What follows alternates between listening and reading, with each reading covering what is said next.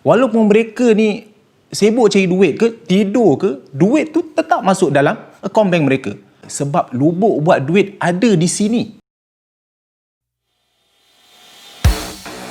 Nama saya Hafiz Arif. Saya berasal dari Selangor. Saya dari keluarga yang sederhana. Mak saya dahulunya menjahit dan bapa saya seorang kontraktor kecilan saja. Mungkin itu sebabnya mulalah datang minat saya pada niaga. Saya cari duit untuk survive sendiri kan. Tak nak susahkan mak ayah saya. Lepas habis saja SPM, saya sudah mula ceburkan diri dalam niaga. Jual air dekat depan sekolah, jual buku-buku, jual kerepek dekat depan bank. Kemudian saya mula sambung belajar di UTM. Selama 6 tahun saya belajar macam-macam bisnes yang saya buat. Dari pemerhatian saya lah, bila kita buat bisnes yang kecil, usaha tu dia memang kena kuat. Barulah hasil tu dia akan datang pun kuat juga. Awal-awal tu memang okey. Tapi bila lama-lama tu dia dah mula jadi sangat penat. Dari situlah mula saya fikir, tak ada ke produk yang aku boleh jual sekali je tapi untung tu boleh dapat berulang kali. Setiap kali tu saya solat, hari-hari saya doa nak bebaskan diri dari hidup susah, nak bahagiakan mak ayah kan. Pertemukanlah aku dalam satu peluang bisnes yang untung dia ni berpanjangan. Ditakdirkan pada November 2014. Dikala memang ngam lah, tengah sasak duit dan tengah terdesak untuk cari duit, masa tu di media sosial saya nampak ada satu iklan ni, peluang jana pendapatan pasif seumur hidup. Betul ke benda ni boleh dapat duit kan? Jadi saya baca-baca, ajak orang guna SIM card tu. Wow, tiap kali orang tu top up, kita akan dapat duit. Jadi dari situ saya terfikir, kalau seumur hidup orang tu guna handphone, maka seumur hidup lah saya akan terus dapat duit. Jadi masa itu terus datang minat saya dalam bisnes ni. Tak banyak cakap. Malam tu saya jumpa terus sahabat saya ni. Saya minta dia terangkan saya tentang bisnes. Malam tu juga saya daftar. Balik rumah memang dah tak tenang dah. Hati tu dah tak tenteram, excited. Tak pernah saya rasa macam tu. Malam itu juga saya plan, tak boleh tidur. Plan macam mana saya nak cerita pada siapa, apa yang saya nak buat. Tak kisah masa tu orang cakap susah ke, orang cakap tak reti ke, untung sikit ke, saya jalan terus. Sebab memang ini bisnes yang saya cari selama. Pernah tak korang terfikir, kenapa orang kaya ini dia terus kaya? Sebab bila mereka ada duit, mereka akan pastikan duit itu bekerja untuk mereka. Walaupun mereka ni sibuk cari duit ke, tidur ke, duit tu tetap masuk dalam akaun bank mereka.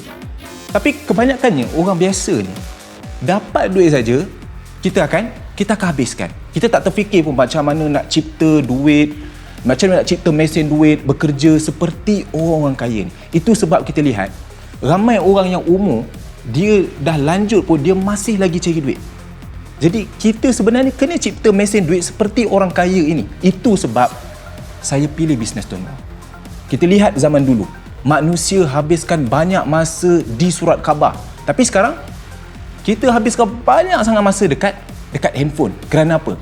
Sebab ia satu keperluan. Dulu kita tengok ada 3 telco sahaja dekat Malaysia.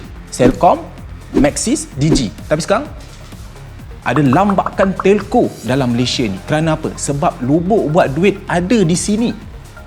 Bisnes telco ni buat keuntungan memang main bilion. Maxis 1.4 bilion.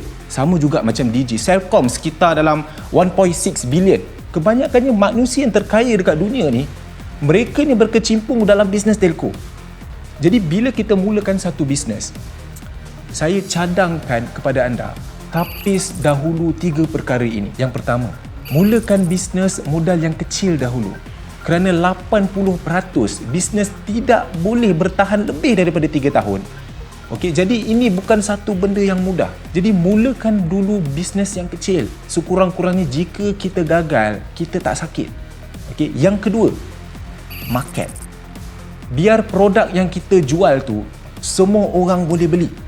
Jika kita tengok SIM card, Market kita ada 40 juta orang yang guna handphone.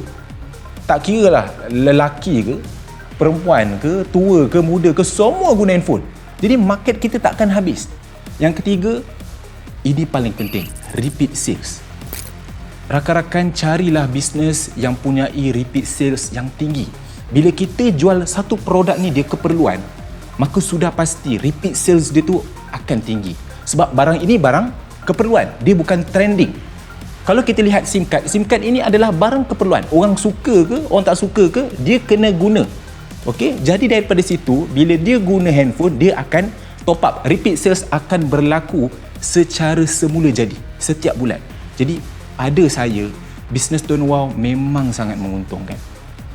Dulu saya bermula dalam bisnes Tuan Wow ni pada 2014, komisen saya sekitar dalam RM53.30.